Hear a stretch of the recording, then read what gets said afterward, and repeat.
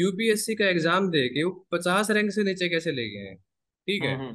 तो हिस्ट्री मेरे को है ना बड़ा एक तो इंटरेस्टिंग आपको से लगता है कि एक सफिशिएंट प्रिपरेशन एक साल में अगर हम 6 घंटे एवरेज दे रहे हैं तो यूपीएससी की हो जाएगी? इंटरव्यू में हम सबसे पहले पूछते हैं वाई सिविल सर्विसेज, तो आपने क्यों सोचा? नोट्स बनाना ही है ना, तो ऐसे बनाओ जो चीज स्कैटर्ड हो उस, जैसे कि 6-7 घंटे 8 घंटे में हो सकता है प्रीलिम्स ठीक से मैनेज हो जाए। शुरू के 4-5 महीने ऑप्शनल देखो। आपने सोशोलॉजी क्यों ऑप्शन लिया? और जैसे कि करंट अफेयर्स है, करंट हम्म। अफेयर्स में स्कैटर्ड रहता है और आपको है ना एक अपनी अंडरस्टैंडिंग डेवलप करनी पड़ती है। ठीक है। हेलो। हाँ जी, हेलो नितिन अमित। भाई, very welcome. Thank you Amit. और नितिन भाई क्या हाल चाल है? बस I am good Amit, Amit how are you? I am also good Nitin भाई। First of all I just want to tell something about Nitin sir. Nitin भाई अपने चरखी दादरी से ही बिलोंग करते हैं एंड उन्होंने अपनी यूपीएससी की तैयारी स्टार्ट करी थी 2014-15 में। उसके बाद सर ने 4 अटेम्प्ट्स दिए और सेकेंड अटेम्प्ट में ही नितिन भाई को पोस्ट एलोकेट हो गई थी डेनिक्स में, और उसके बाद आईआरएस, और उसके बाद 2015 में ऑल इंडिया रैंक 28 सिक्योर करते हुए उन्होंने as an IAS officer join किया। और गुजरात कैडर नितिन भाई को एलोकेट हुआ था और वहां पे वेरियस पोस्ट पे सर्व करते हुए currently Nitin bhai serving as a director of fishery departments. तो ये एक ब्रीफ इंट्रोडक्शन है। अब इस पॉडकास्ट का, ये हमने एक छोटा सा पॉडकास्ट ऑर्गेनाइज कराने की सोची ताकि स्टूडेंट्स को काफी इंसाइट्स मिल सकें प्रिपरेशन के बारे में, क्योंकि प्री मेंस और इंटरव्यू में काफी अच्छा नितिन भाई का एक्सपीरियंस है। उन्होंने लगातार 3 बार क्वालिफाई भी किया है। तो और आफ्टर क्वालिफिकेशन अब जैसे सर्व कर रहे हैं, तो हम एक सारे का सारा जानना चाहेंगे कि कैसे सारा का सारा रहा, ताकि you can get some insights और आपको उससे इंस्पिरेशन मिल सके। और कोई प्रॉब्लम जो नितिन भाई ने फेस करी होंगी या मैंने फेस करी होंगी, तो उनको कैसे आप एज ए लर्निंग ले सकते हैं वहां से, और अपनी जो प्रॉब्लम्स हैं उनके सॉल्यूशंस वहां से ढूंढ सकते हैं। तो Nitin bhai, shall we start with the session? Sure sure sure, we can start. Okay, thank you. तो first of all Nitin bhai, we would like to know कि जो आपकी सिविल सर्विसेज की प्रिपरेशन की इंस्पिरेशन है, आपने क्यों सोचा? जैसे इंटरव्यू में हम सबसे पहले पूछते हैं वाई सिविल सर्विसेज, तो आपने क्यों सोचा? क्या इंस्पिरेशन रही? अमित, इंस्पिरेशन किसके? मेरे हिसाब से इंस्पिरेशन थोड़ा सा मेरे केस में राइट वर्ड नहीं था, क्योंकि जब मैंने तैयारी का सोचा तो उस टाइम पे I was already working in Infosys in Chandigarh. ठीक है। तो थोड़ा हम्म। सा मतलब जो 2-3 नौकरियां उस टाइम तक मैंने कर लिया था, तो उनमें थोड़ा सा मजा नहीं आ रहा था। ओके। तो वो एक रीजन था कि मेरे को लगा कि कुछ अलग करना चाहिए। बाकी दूसरा, मेरे हिसाब से है ना, कोई भी आदमी किसी भी प्रोफेशन में घुसता है, जैसे कि मान लो आपने डॉक्टर बनने का सोचा होगा या फिर उस टाइम पे हमने इंजीनियर या एमबीए करने का सोचा, तो हम्म। एक एक उसका मेंटल फ्रेमवर्क के साथ में हम उस चीज में घुसते हैं ना, कि हम्म। ये इससे अच्छा ये होगा, ये इससे मेरे को ये सेटिस्फेक्शन मिलेगा। तो वो राइट। हम चाहे कुछ भी बोलते हो, लेकिन अल्टीमेटली एक इंडिविजुअल का पर्सनल सेटिस्फेक्शन कोई भी काम करते हुए ज्यादा जरूरी है। राइट। हम्म। वो एक सेटिस्फेक्शन लेवल करंट जॉब में उस टाइम पे नहीं था, और ये कारण था कि मैंने तैयारी शुरू करी। ओके, ठीक है नितिन। काफी स्टूडेंट्स हैं जैसे जो प्राइवेट जॉब्स में हैं और वो इस तरीके से प्रिपेयर करने की सोच रहे हैं। तो एक चीज इसी से मैं पूछना चाहता हूँ नितिन भाई कि जैसे मान लो जॉब के साथ जब आपने तैयारी शुरू करी, तो आपने स्टार्टिंग में जॉब के साथ ही आई थिंक, जहां तक मुझे याद है, शुरू में उसके साथ ही तैयारी शुरू करी थी, फिर बाद में आपका एचसीएस में भी सिलेक्शन हुआ था, फिर बाद में आपने यूपीएससी में भी अटेम्प्ट दिए। तो जॉब के साथ जो प्रिपरेशन थी उसको कैसे मैनेज किया जा सकता है बेटर, या कैसे आपने किया था? मेरे हिसाब से है ना, हर एक जॉब में थोड़ा बहुत टाइम तो मिलता ही है, जैसे कि सुबह और शाम को कुछ टाइम फ्री रहता है, तो वो राइट। टाइम यूटिलाइज कर सकते हैं। और इवन मान लो दिन में या जॉब ऐसी है कि थोड़ा बहुत टाइम उसमें से निकल पाए, तो वो भी टाइम का सदुपयोग करके, प्लस वीकेंड तो रहता ही है। तो हम्म। ये अगर टाइम को वेस्ट ना करके, और उन दिनों में सोशल मीडिया इतना नहीं था, लेकिन आज के दिन में अगर सोशल मीडिया से बिल्कुल कट ऑफ रहे, तो मैं समझता हूँ कि ना दिन में 5-7 घंटे तो निकल ही सकते हैं आराम से। तो राइट। इतना और समय एक प्रिपरेशन के लिए बहुत है मेरे टू हम्म। बिगिन विद, से कि एक साल में अपने आप को जज कर लें कि हाँ, कि 6 महीने में कि इस लेवल की तैयारी अपनी हो रही है, चल रही है, नहीं चल रही है, या फिर हम्म। वेदर आप उस चीज़ के लिए फिट है या नहीं है। कई बार ऐसा होता है ना कि हम बड़े एंथुसियाज्म से किसी एरिया में घुस जाते हैं, लेकिन हम्म हो सकता है कि बाद में पता लगे कि यार नहीं यार, अपने अपने अपने टाइप का मटेरियल नहीं है। हम्म। तो तो उस टाइम पे अपने को उसी हिसाब से डिसीजन ले लेना चाहिए, राइट। और हाँ, नितिन, एब्सोल्युटली। जैसे एक चीज ये भी रहती है, एक बहुत कॉमन डाउट रहता है कि क्या यूपीएससी सिविल सर्विसेज की प्रिपरेशन अगर हम 5 से 6 घंटे, जैसे आपने अभी कहा, अगर हम 1 साल तक करते हैं, तो आपको लगता है कि एक सफिशिएंट प्रिपरेशन 1 साल में अगर हम 6 घंटे एवरेज दे रहे हैं तो यूपीएससी की हो जाएगी ठीक ठाक सी अटेम्प्टेबल प्रिपरेशन, अगर आप हाँ, सीरियस मेरे कैंडिडेट? हिसाब से अटेम्प्टेबल हो जाएगी 6 में, एक एक साल एक में लगभग। प्रीलिम्स, क्योंकि पहले प्रीलिम्स आएगा, उसके बाद मेंस आता है, तो कुल मिला के लगभग, और फिर इंटरव्यू आता है। तो आदमी के पास में 1.5 साल होता ही है हर एक के पास में। हाँ। तो अगर सीरियसली 1 साल प्रीलिम से पहले लगाया जाए तो I don't think it is impossible, if not difficult. Hmm. तो उसमें फिर अपना जैसे मेंस के टाइम हो गया और इंटरव्यू हो गया, तो हमें अप्रोक्सीमेटली 1.5 1 साल हम मान के चल सकते हैं कि अगर सारे हम्म। प्रोसेस को मिलाते हैं तो। क्योंकि एक कंफ्यूजन ये हम्म। रहता है, 11 12 घंटे तो पढ़ने की उतनी आवश्यकता नहीं है कि भाई अगर। हाँ, वैसे तो देखो क्या है कि एग्जाम में 6 लाख लोग बैठते हैं मेरे ख्याल से, अभी पता नहीं कितने लोग बैठते हैं। हाँ, अप्रोक्सीमेटली तो इतने छह ही है। लाख लोगों में से फिर 1,000 एक सीटें हैं, तो उसमें से निकलना है, तो अल्टीमेटली कंपटीशन तो है, इसमें कोई दो राय नहीं है, ठीक है। हम्म और ज्यादा समय दोगे तो यार थोड़ा सा, और जितना वो बोलते हैं, जितना दूध डालोगे उतना मीठा होगा। तो टाइम ज्यादा स्पेंड करेंगे तो प्रिपरेशन तो डेफिनेटली बेटर होगी। सपोज 6 7 घंटे 8 घंटे में हो सकता है प्रीलिम्स ठीक से मैनेज हो जाए, हम्म लेकिन वो ज्यादा टाइम दोगे तो हो सकता है कि बिल्कुल कंफर्टेबली निकल जाए। तो ये वाले हम्म फैक्टर हैं। तो अगर कोई किसी के पास में, मेनली जो लोग, हम जैसे लोग आते हैं मेनली मिडिल क्लास फैमिली से या लोअर मिडिल क्लास से, तो उनके हम्म साथ में प्रॉब्लम यही होती है, फाइनेंशियल इश्यूज होते हैं ना। कोई वर्किंग है तो उसको ये थोड़ा सा रहता है कि जॉब छूट गई तो दोबारा मिलेगी या नहीं मिलेगी, ठीक है। हम्म तो वही एक हिंड्रेंस एक रहता है मेरे हिसाब से। अगर वो एक डिसइंसेंटिव अपनी लाइफ में नहीं है, तो मेरे हिसाब से फुल टाइम साले को आदमी को देना चाहिए इसमें ना, बाद में अगर श्योरिटी है या फिर इतना कॉन्फिडेंस है कि दोबारा वैसी जॉब नहीं तो वो तो मिल ही जाएगी। हम्म तो मेरी आई विल सजेस्ट कि 3 4 महीने अपने ऑन द जॉब या जॉब के साथ में तैयारी करके बाद में अगर छोड़ के करना चाहो तो that is also not a bad option, because ultimately it is all about competition. हाँ, तो हम ये कह सकते हैं कि मिनिमम आप 6 आवर्स तो डिवोट करें ही करें, मैक्सिमम इट्स लाइक कि आप जितना देंगे मिनिमम उतना ही इतना आपके चाहिए चाहिए। प्रिपरेशन के लिए बेटर यस है। Yes yes. हाँ क्योंकि मिनिमम 6 घंटा इतना है, क्योंकि सिलेबस इसका इतना है ना। हाँ अदरवाइज तो कवर ही नहीं होगा, क्योंकि ऐसा तो होता नहीं है, क्योंकि हमारी एक ऐसी फोटोजेनिक मेमोरी तो है नहीं कि देखा और वो आंखों में छप गया और दिमाग में छप गया और सब हाँ। कुछ दोबारा पढ़ने की जरूरत नहीं पड़ेगी। तो given the length and breadth of syllabus और उसको बार बार रिवीजन करने की भी जो एक आवश्यकता होती है, तो hmm. I think for that reason, और अनसर्टेनिटी एग्जामिनेशन की प्लस, आजकल जैसे मैं प्रीलिम्स देख रहा था पिछले 1 2 साल से, काफी एक वो पटांग आता है हाँ। क्वेश्चन उसमें। तो उस चीज के लिए एक लेंथ के साथ साथ आपको उसका कवरेज भी, मतलब ब्रेथ के साथ में सब कुछ, डेप्थ सब कुछ ही आपको करना पड़ेगा ना, और थोड़ा हम्म। याद भी रखना पड़ेगा।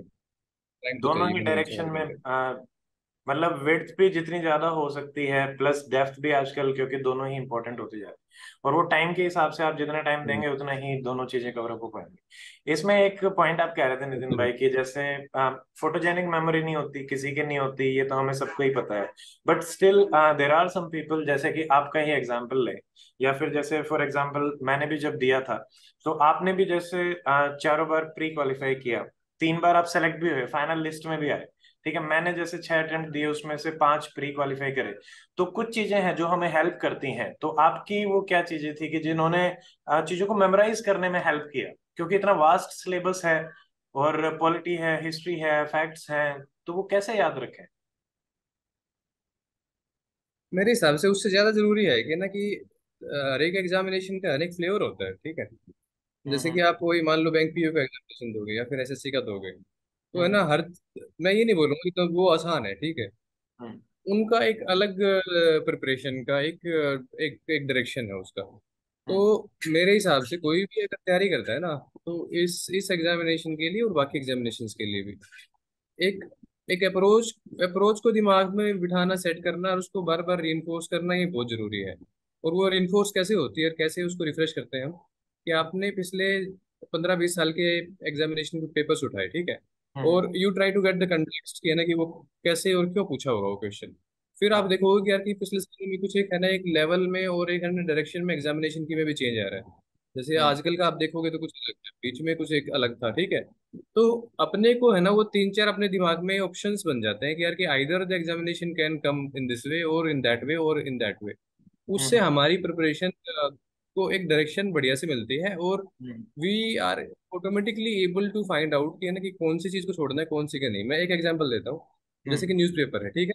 तो हम्म। बहुत से लोग बोलते हैं यार कि न्यूज़पेपर मत पढ़ो, लेकिन मेरा तो मानना है कि पढ़ना चाहिए, क्योंकि इनिशियली 2 3 4 महीने में हमें समझ में नहीं आता कि यार ये कौन सी चीजें लिखें क्या नहीं, छोड़ें क्या करें, ठीक है। हम्म। लेकिन जैसे जैसे आप है ना उस जोन में आते हो ना प्रिपरेशन के, तो फिर हम्म। चीजें है ना थोड़ी सी स्ट्रीमलाइन। दूसरी चीज ये होता है कि अपना एग्जामिनेशन का इसका कवरेज है, विड्थ है, उसके हिसाब से थोड़ा स्मार्टली हम डिसाइड करें कि यार कि क्या छोड़ना है क्या पढ़ना है, किस चीज के नोट्स बनाने हैं। ऐसा हम्म। नहीं है कि मैं हर चीज के नोट्स बनाऊंगा यार। जैसे कि हम्म। अब मैं आपको एग्जांपल दूं कि हिस्ट्री है, जैसे मॉडर्न हिस्ट्री। तो हाँ। मॉडर्न हिस्ट्री में यार आज के दिन में दुनिया भर के स्टैंडर्ड टेक्स्ट ऐसे हैं जो हम्म। कि मेरे हिसाब से उनमें सब कुछ कवर है, और वो आपको बार बार है ना उनको रिफ्रेज या पैराफ्रेज करने की जरूरत नहीं है। हम्म। उसके बारे में नोट्स मत बनाओ। हम्म। नोट्स बनाना ही है ना तो ऐसे बनाओ जो चीज स्कैटर्ड हो। जैसे कि करंट अफेयर्स है, करंट हम्म। अफेयर्स में स्कैटर्ड रहता है, और आपको है ना एक अपनी अंडरस्टैंडिंग डेवलप करनी पड़ती है, ठीक है। हम्म। तो उस केस में अपने छोटे छोटे नोट्स बनाना चालू कर दो स्टार्टिंग से ही। उससे हम्म। क्या होगा कि है ना कि आपको एक जब आप उन नोट्स को बार बार पढ़ोगे ना, तो वो चीजें आपको रिफ्रेश भी होती हैं, याद भी होती हैं। अखबार भी आपने पढ़ा तो आपको याद रहेगा कि हाँ यार इतना तो लिख रखा है मैंने अपने यहाँ पे, ये दो चीज नहीं ऐड करनी है। अब जैसे जी राइट। ट्वेंटी आ रखा है, तो G20 में के बाद में अब जो दिल्ली डिक्लेरेशन होगा, मे भी उसी हम्म। के बारे में मेरे को लिखना है। G20 हम्म। इटसेल्फ के बारे में मेरा ऑलरेडी बन चुका है, ठीक है। तो ओके। ये एक मेरे हिसाब से अप्रोच होनी चाहिए। इससे क्या होगा कि टाइम भी मैनेज हो जाएगा। शुरू के 4 5 महीने देखो हर एक को थोड़ी डिफिकल्टी आती है, इंक्लूडिंग आई मीन हुएवर ही और शी में भी, ठीक है। तो हम्म। वो टाइम को एक बार अपना निकाल के कैसे भी करके, उसके बाद है ना अगर आपको लगता है कि हाँ यार अब गाड़ी अपने ट्रैक पे चढ़ भी गई है और है ना थोड़ी सी स्पीड भी पकड़ने लगी, आई थिंक दैट हाँ। इज अ टाइम कि है ना कि मेरे हिसाब से वो फिर कि हाँ we are in the grip of things. तो वो हम्म। एक आना चाहिए, और जो अप्रोच मेरे हिसाब से वो मेरे लिए काम किया, बिकॉज फर्स्ट हम्म। अटेम्प्ट में ना प्रीलिम्स निकल गया, तो फिर मेरे को लगा कि यार कि at least this is an area. और वो तो मैंने इनफैक्ट जॉब के टाइम पे दिया था ना, इनफैक्ट मेंस भी जॉब के टाइम पे दिया था पहले वाला। हम्म। तो फिर मेरे को लगा कि हाँ यार ये वर्क कर रही है अप्रोच, और इनफैक्ट हम्म। मैंने डे 1 से ही वो नोट्स वोट्स बनाना शुरू किया था। हम्म। और सिंस वर्किंग, तो एक लैपटॉप में साथ में रखता था, तो आजकल जैसे अखबार हम्म। वगैरह या इवन बहुत सारा कंटेंट ऑनलाइन अवेलेबल होता है, तो आप हम्म। उससे कॉपी पेस्ट कर सकते हो यार, अपने आप लैंग्वेज में लिख सकते हो लैपटॉप के ऊपर में, हम्म। अगर वो टाइपिंग में कंफर्टेबल हो। या फिर आजकल तो 10 तरह के वो डिवाइस आ गए हैं अपने आप, हम्म। वो स्टाइलस से है ना उसको स्क्रीन पे भी कर सकते हो, टच स्क्रीन पे। तो hmm. This is how I mean you can approach. Online offline दोनों का थोड़ा सा मिक्सचर हो जाता है टेक्नोलॉजी की मदद से आज के टाइम तो। बाकी नितिन हम्म। भाई आपको क्या लगता है जैसे जो एनसीईआरटीज हैं या स्टैंडर्ड बुक्स हैं, जैसे मैं जब अपनी तैयारी करता था तो मैंने लक्ष्मीकांत के भी नोट्स बना रखे थे या स्पेक्ट्रम के भी बना रखे थे, और एनसीईआरटी के भी चैप्टर वाइज जैसे एक चैप्टर के एक पेज में नोट्स बना रखे थे। तो क्या हमें इनके हम्म। नोट्स भी बनाने चाहिए? मुझे लगता है कि वो भी हेल्प कर सकते हैं लास्ट मिनट फास्ट रिवीजन में। यार देखो है ना, हर एक का मेरे हिसाब से अलग अलग अपना तासीर है, हर एक इंसान की हम्म। अप्रोच अलग अलग है। हर चीज का नोट्स बनाना मेरे लिए, मैं थोड़ा सलाह इसलिए नहीं देता, क्योंकि जिस तरह से आजकल के एग्जाम आ रहे हैं ना यार, कि वो सिर्फ आपके आपका सुपरफिशियल एक नॉलेज टेस्ट नहीं कर रहे हैं कि है ना कि हम्म। फंडामेंटल राइट मतलब जीतने, ठीक है, वो इतना नहीं पूछ रहे हैं यार, वो उससे और बियॉन्ड जा रहा है वो। तो है ना हम्म। आपको एक बार एग्जाम के टाइम पे खासतौर पे प्रीलिम्स के टाइम पे एक ग्लांसिंग वाले मोड में अगर आप है ना जितना ज्यादा सपोज 1 महीने में देख लोगे चीजों को, और थोड़ा हम्म। उसको रिमेम्बर करने की कोशिश करोगे ना, तो दैट इज मोर हेल्पफुल। और वो हम्म। अगर हम हर चीज के छोटे छोटे नोट्स रखेंगे ना, तो आई थिंक सम हाउ है ना चांस है कि आप कहीं ना कहीं कुछ चीज मिस ना कर जाओ। तो हम्म। हर चीज में नहीं, लेकिन जो बल्कि लगती हो हाँ। या जो काफी स्कैटर्ड आपको लगती हो, हम्म। वहां पे नोट्स हेल्पफुल रहता है। लेकिन बाकी तो मान लो कि आपने सपोज कोई भी बुक बेस बना लो, देखो किताबें सारी बढ़िया है ना, कोई अच्छी कोई बुरी नहीं है। तो हाँ। मान लो हिस्ट्री का कोई बुक आपने बेस बनाया, तो हम्म। दूसरी पढ़ रहे हो ना, तो उसमें से जो नई चीज है ना उसका नोट्स बना लो। हाँ। ये एक अप्रोच ज्यादा बेटर रहेगी कि मान लो आपने एक स्टैंडर्ड बुक उठाई, उसके अलावा हम्म। और आपने 2 3 चीज पढ़ी, अगर टाइम है तो फिर उन चीजों में से जो एक्स्ट्रा मिला वो आप कहीं लिख लो। वो एक बेटर चीज रहेगी, क्योंकि मेरे हिसाब से ना 10 15 बुक यार कोई पढ़ना एक बार में, एक महीने में कोई बड़ी बात तो है नहीं रिवाइज करने के लिए। तो ठीक। नोट्स के नोट्स की बजाय ये अप्रोच भी आई डोंट थिंक है ना कि इट्स हाँ, स्टैंडर्ड वेरी बुक्स डिफिकल्ट को हो सकता। मेन सोर्स रखते हुए, क्योंकि डीप भी पूछा जा रहा है, और बाकी अगर आपने ये कुछ एक्स्ट्रा पढ़ा है तो सप्लीमेंट्री नोट्स बना सकते हाँ हाँ, that can work. I mean again हर एक का अपना अपना हिसाब है यार, वो करे। हैं। लेकिन इट वर्क फॉर मी सो। ठीक। नितिन भाई, अब जैसे आपने प्रिपरेशन के दौरान 4 साल 4 अटेम्प्ट हुए, एचसीएस भी हुआ, तो आपने कैसे अपनी मिस्टेक्स को एनालाइज किया? जैसे ये काफी बड़ी प्रॉब्लम रहती है, और कैसे उनको इम्प्रूव किया? आपकी क्या अप्रोच रहती थी, अगर हम प्री के हिसाब से, मेंस के हिसाब से भी बात करें या इंटरव्यू के हिसाब से बात करें? क्योंकि लास्ट तक आते आते, लास्ट अटेम्प्ट में आपके हर एक चीज में बहुत ही अच्छे मार्क्स थे, तो वो एक कंटिन्यूस इंप्रूवमेंट भी दिखाता है। जैसे मैंने बताया कि भाई फर्स्ट अटेम्प्ट में आपने प्री मेंस दिया बट इंटरव्यू नहीं आया, बट सेकंड में आपको डेनिक्स एलोकेट हुई, फिर आपको आईआरएस एलोकेट हुआ, फिर आपको आईएएस एलोकेट हुआ, तो एक कंटिन्यूस इंप्रूवमेंट है। तो वो how would that become possible, कि मिस्टेक्स को कैसे एनालाइज करना है और उन पे वर्क कैसे करना है? इसमें देखो दो तीन चीजें हैं यार। एक तो पहली बात तो है ना कि जो भी एक एस्पिरेंट है या जो भी एक इंडिविजुअल है, उसकी कमियों के बारे में और उसकी स्ट्रेंथ के बारे में उसको और उसके जो आसपास के लोग हैं ना, जो सपोज हम्म। उसका एक स्टडी का सर्कल अगर बना हुआ है तो कोई या फिर पेरेंट्स फैमिली है, हम्म। उनके अलावा है ना किसी को नहीं मालूम होता। कोई कितना ही बड़ा कोचिंग इंस्टीट्यूट हो, कोई कितना ही बड़ा टीचर हो, क्योंकि टीचर हम्म। वीचर भी जो पढ़ाते हैं इनमें मतलब या कहीं पे भी, वो एक हम्म। बड़ा लिमिटेड अटेंशन दे पाते हैं ना, अनलेस की the group is very very close से कि 7 8 बच्चे ही उसके ग्रुप में है। तो हम्म। वो चीज मेरे हिसाब से पॉसिबल नहीं होती। अल्टीमेटली हर एक को खुद के ऊपर में इंट्रोस्पेक्शन करना है। जैसे कि हम्म। पहले अटेम्प्ट में मेरे को थोड़ा सा क्या लगा कि जो एक ऑप्शन उस टाइम पे दो ऑप्शन आते थे, ठीक है। हाँ। आई थिंक एक ही आता था, 14 नहीं एक दो ही हो आते थे। गया। नहीं दो आते थे हमारे टाइम पे, 2012 की बात है शायद ये, ठीक अच्छा है। अच्छा, हाँ उस तब टाइम पे दो तो। आते थे। तब एक सेकंड ऑप्शन में है ना एक बड़ा टिपिकल सा था कि थोड़ा सा मैं कंफर्टेबल नहीं था उसमें, और हम्म। अल्टीमेटली वही लेके डूब गया, ठीक हम्म। है, मेंस में। तो आई थॉट कि एक एरिया है। हम्म। फिर इंटरव्यू आया जैसे नेक्स्ट टाइम पे। हाँ हाँ। तो इंटरव्यू टाइम पे भी मेरे को ये एक फील हुआ बाद में, इंटरव्यू देने के बाद में, कि मेरी जो अप्रोच थी ना थोड़ी कैजुअल थी इंटरव्यू के प्रति। हम्म। नॉट इन दैट सेंस कि तैयारी में मैं सिंसियर नहीं था, casual in hmm. The sense कि ना एक जो एक होलिस्टिक अप्रोच होनी चाहिए ना इंटरव्यू के लिए, कि यार कि मैं थोड़े से है ना, आई ट्राई टू अप्रोच कि जो लोग पहले सेलेक्ट हो रखे हैं मैं उनसे बात करूं, हाँ थोड़े से है ना, हाँ। और बाकी लोग कैसे प्रिपेयर करते हैं उसको समझूं, जो हम्म। सक्सेसफुल उनका एक बार अप्रोच को मैं इम्बाइब करने की कोशिश करूं। तो हम्म। ये दो तीन चीजें थे कि जिनका थोड़ा सा एक ढीला रह गया। और फाइनली एक चीज ये रही कि इंटरव्यू यार एक अल्टीमेटली है ना पर्सनालिटी का टेस्ट है ना, इसको बोलते भी पर्सनालिटी टेस्ट, हम्म। इंटरव्यू नहीं बोलते हैं वाले। तो वो जो पर्सनालिटी है ना, तो पर्सनालिटी यार कई चीजों से, जैसे कि हम बात कैसे कर रहे हैं, हम मेरा मतलब आज अंदर घुसने का तरीका कैसा है, मेरा हम्म। बोलने का कैसा है, मेरी डिलीवरी कैसी है, मेरे एटिकेट्स कैसे हैं, राइट। मैं जब बोलता हूँ तो वो क्या लोगों को लगता है सामने वाले को, एम आई सिंसियर इनफ। तो ये जो चीजें हैं ना, जो बिहेवियरल पार्ट है, आई थॉट कि जो बिहेवियरल पार्ट है वो भी थोड़ा सा वीक रह गया। और बहुत से लोग बोलते हैं कि ना कि पर्सनालिटी टेस्ट के टाइम पे बहुत ज्यादा तैयारी व्यारी मैटर नहीं करती है, लेकिन hmm. I would like to question कि ऐसा नहीं है। हम्म। हर चीज मैटर करती है ना। और in fact whoever is with you, उनको मैं सजेस्ट करना चाहूंगा कि अपने इंटरव्यू की तैयारी यार डे वन से शुरू कर दें, आज से ही। हम्म। वो कैसे? क्योंकि आप डीएफ में क्या लिखते हो, क्योंकि मेरा डीएफ ही मैंने इतना गंदा भरा था कि यार कि बिना किसी से कंसल्ट किए, वो भी एक थोड़ा सा एक मार्क आ गया। मैंने डेनिक्स हम्म। को आईआरएस से और इनसे ऊपर डाल दिया, जबकि मेरे हम्म। को फर्स्ट चांस में आईआरएस वायरस मिल, ये लोग मिल जाते हैं, ये सारी सर्विसेज छोड़ के हाँ। आईएएस आईपीएस को। हम्म। तो वो मतलब मेरी अप्रोच दिखा रहा था कि ना कि in some aspects I was not serious enough, है ना। तो ये हम्म। दो तीन चीजें हैं जो कि मेरे को सेकंड अटेम्प्ट के टाइम तक रियलाइज हो गई कि यार कि हम्म। इन इन एरियाज में या इस तरह से कोई है ना, वो नहीं करना है। प्लस में बैलेंस सा रखना है अपनी सारी तैयारी वारी को। ऐसा नहीं हम्म। है कि यार कि मेरे को हिस्ट्री पसंद नहीं है तो आई विल नॉट पे मच अटेंशन ऑन हिस्ट्री। तो ये मेरे को शुरुआत से ही था, और I was very very clear कि यार मेरे को कोई भी एरिया छोड़ना नहीं है, मतलब है ना, हम्म। चाहे मेरे को उसके लिए कितना एक्स्ट्रा पढ़ना पड़े, कुछ हम्म। ज्यादा टाइम स्पेंड करना पड़े, आई विल डू दैट। तो वो एक है ना, हर एक को डे वन से सोचना चाहिए। कई बार होता है ना कि हमारी बैकग्राउंड ऐसी होती है कि suppose I was an engineer and then an MBA, तो मेरे को लगे कि यार कि no no no, how I can how can this arts and culture can be can sound interesting to me, तो वैसा तो राइट। नहीं करना है।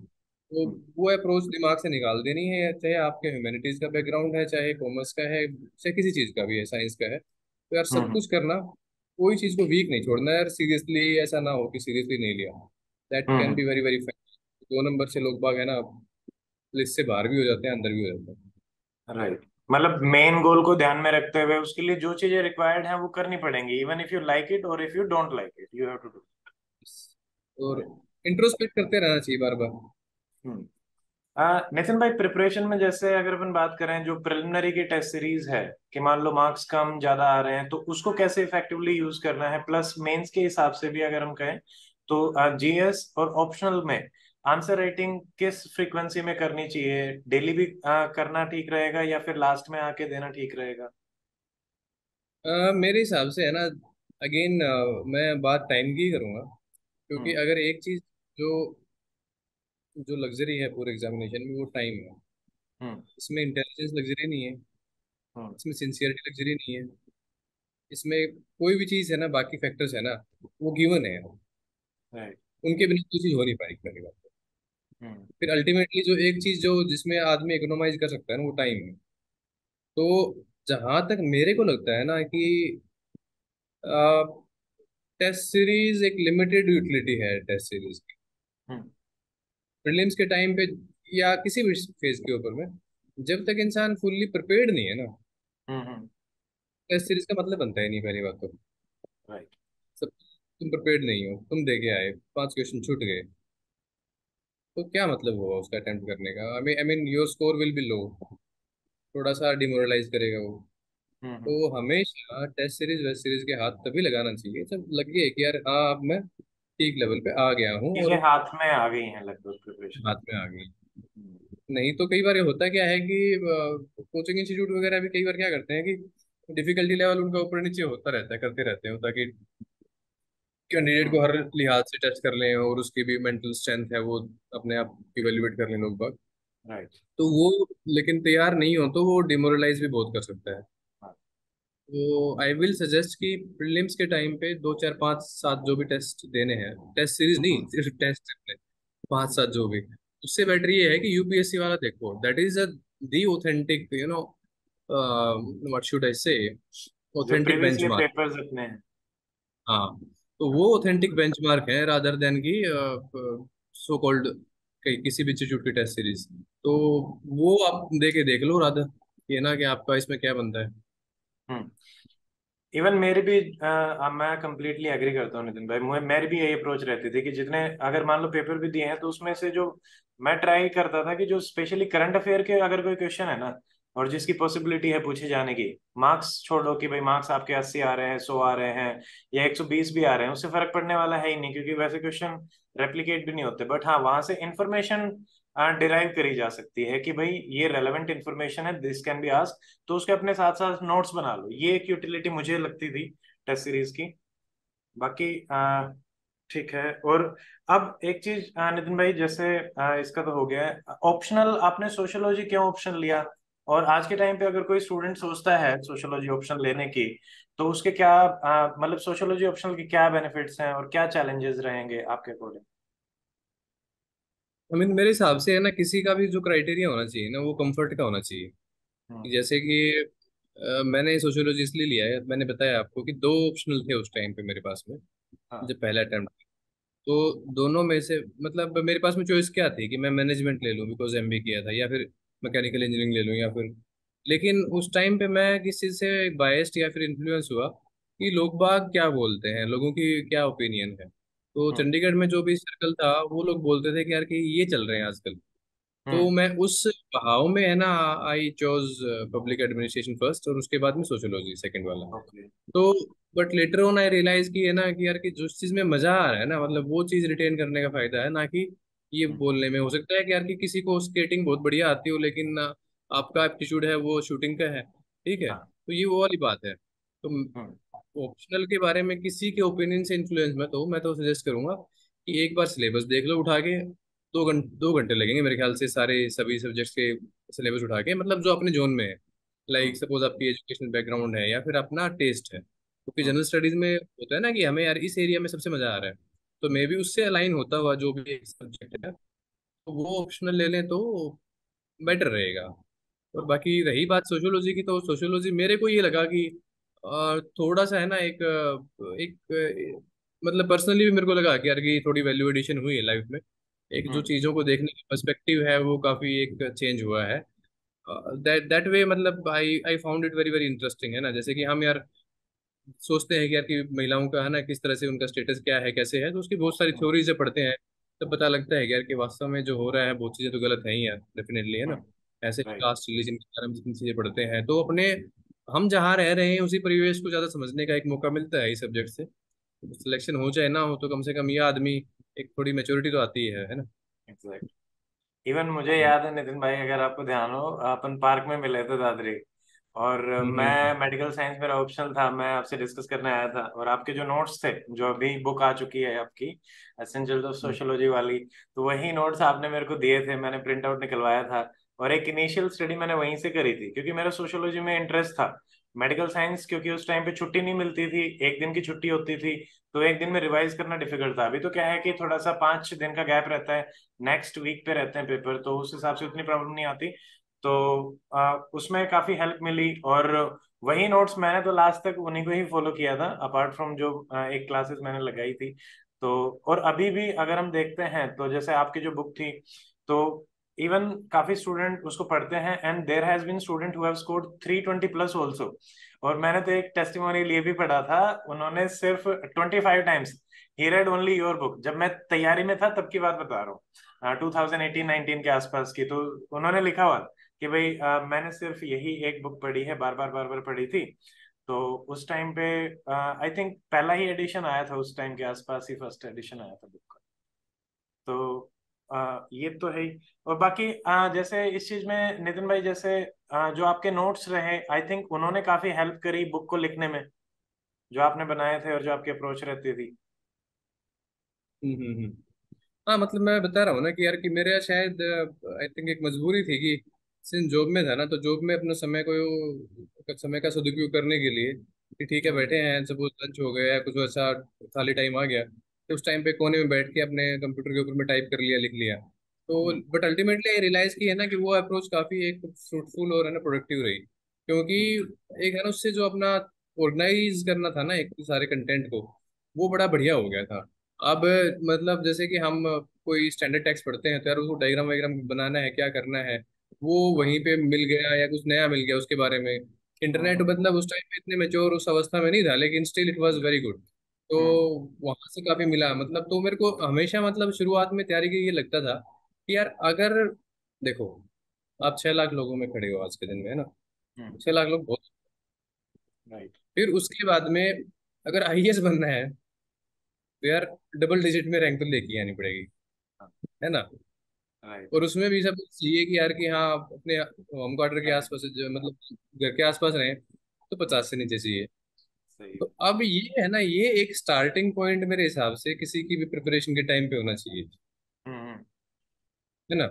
कोई भी तैयारी करता है यूपीएससी सिविल सर्विसेज की यार वो उसी आईएएस हिसाब के से अलावा सिंसियरिटी के साथ ही आईएएस के आपको अलावा काम बाकी करना कोई चीज बनने के लिए तो नहीं करता है मेरे ख्याल से। इनिशियली मिल जाती है वो एक अलग बात है, है। ठीक है, बिल्कुल। 90% लोग तो ऐसे ही होंगे। तो वो चीज है ना दिमाग में रख के फिर सोचोगे ना कि अब क्या करना चाहिए कि वो मिलेगा। हम्म। एक ये स्टार्टिंग ओके। जैसे आपने बुक जो लिखी, आई थिंक मेनली आप 2015 में सिलेक्शन के बाद, तो एक तो जॉब के बारे में मैं जानना चाहता हूँ। एक चीज ये रहती है ना, जैसे हम सिविल सर्विसेज में मान लेते हैं कि भाई 1,000 ही मान लेते हैं हर साल सेलेक्ट होते हैं, जैसे आप भी कह रहे हो 6 लाख लिख रहे हैं, तो 1,000 एक बहुत कम नंबर है। बाकी स्टूडेंट तो दोबारा से फिर लिखेंगे, और इवन जो सेलेक्ट हो रहे हैं वो भी दोबारा से पेपर दे रहे हैं। तो ये जो चीज है, इसकी वजह से क्या होता है कि टाइम, मतलब हम जो लगा रहे हैं, काफी स्टूडेंट बहुत लंबे टाइम तक तैयारी करते हैं, 5 ईयर 6 ईयर, और sometime it goes up to 10 years. तो ये कितना हम्म। आपको वर्थ इट लगता है, कि मतलब कितना समय हमें देना चाहिए प्रिपरेशन को? क्योंकि जैसे एक सिंपली बोला जाता है, जवानी जो है वो यूपीएससी सिविल सर्विसेज आपकी ले लेती। आप 20s में घुसते हो, 30s में निकलते हो, that is a cases with majority of the people. तो उसको कैसे कंट्रोल किया जा सकता है? सरकार की तरफ से तो मेरे अभी कोई हिसाब से स्टेप नहीं। इसमें इसमें हाँ, इसमें यही है कि देखो 2 1 साल मेरे हिसाब से सफिशिएंट है। अगर सिलेक्शन उसमें इंटरव्यू की फेज पे अगर 2 साल में नहीं पूछा जाता है ना, हम्म तो आदमी को यार सोच लेना चाहिए कि यार कि कुछ तो या तो अप्रोच में गड़बड़ है।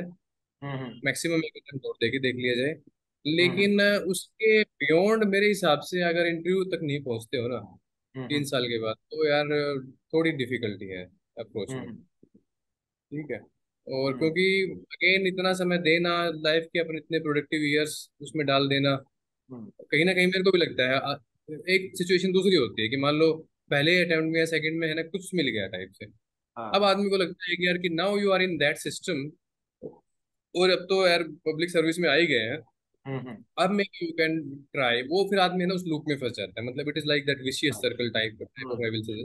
दोनों केसेस डिफरेंट है।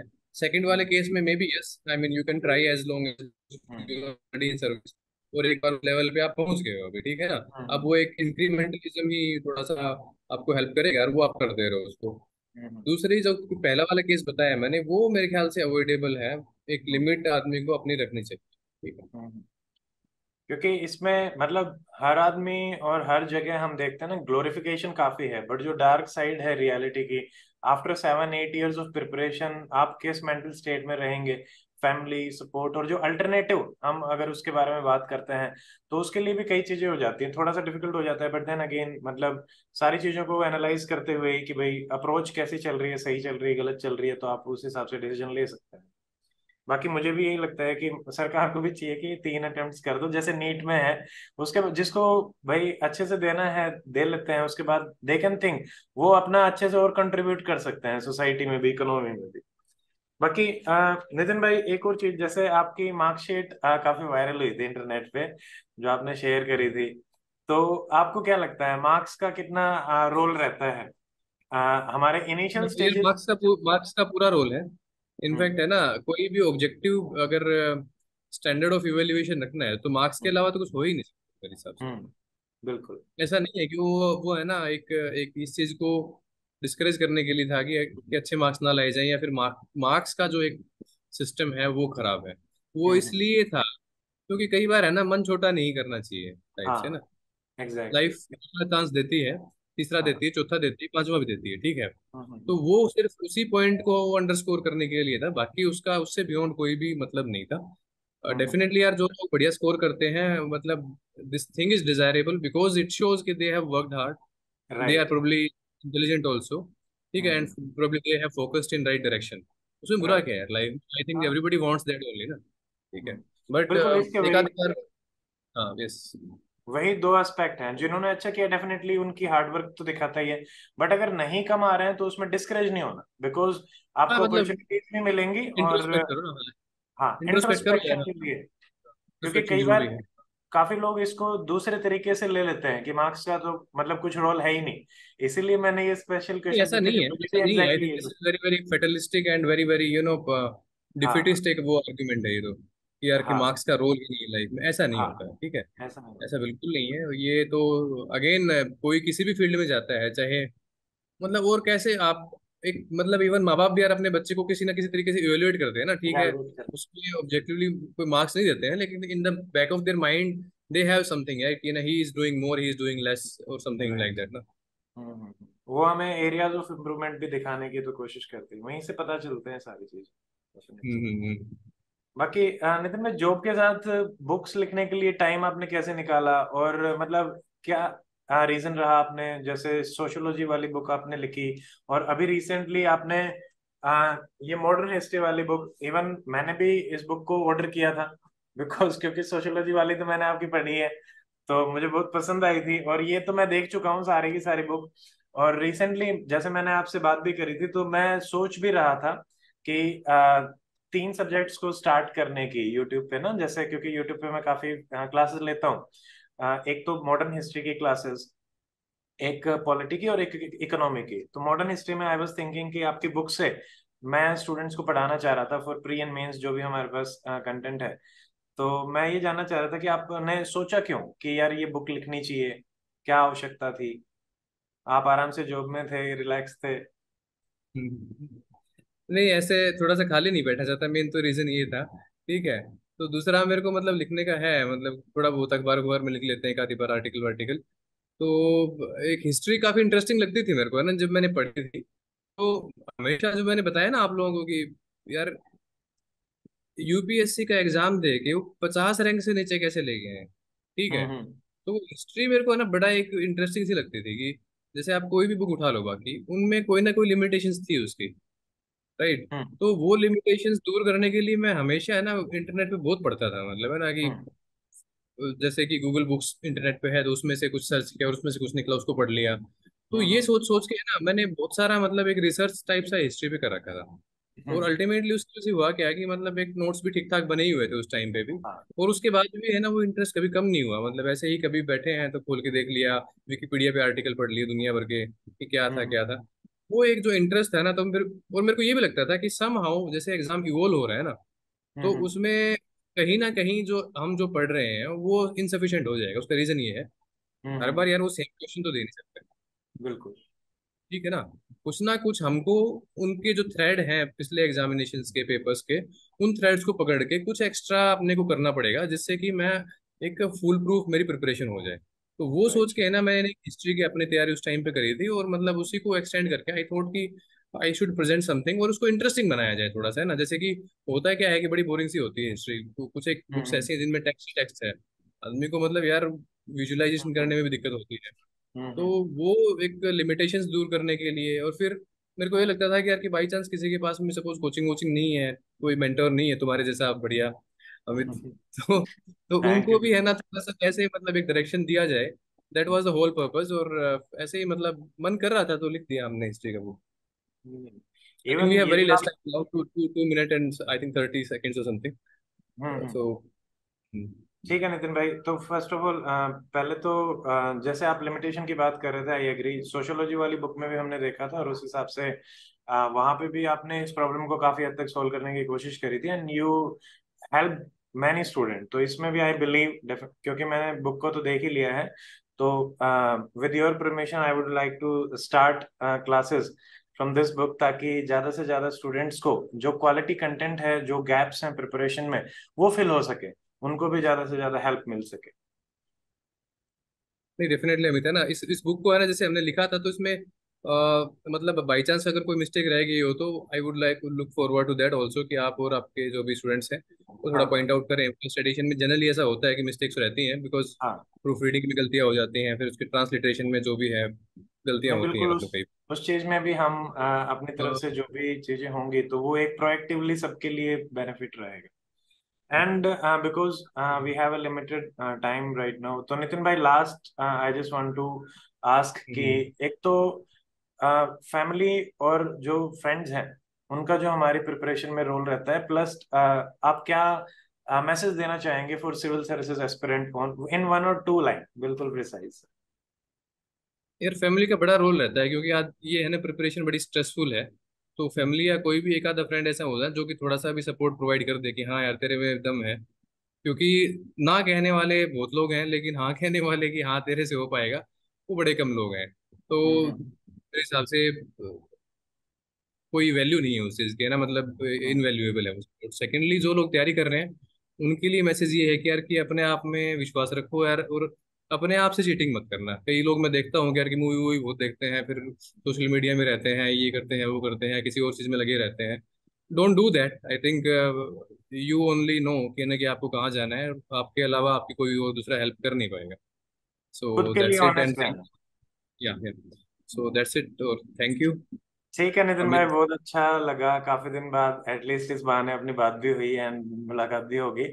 अब दादरी आओगे तब अपन मिलते हैं आराम से, and thank you definitely for very this soon very सारी जो इंसाइट्स आपने सुन। दी।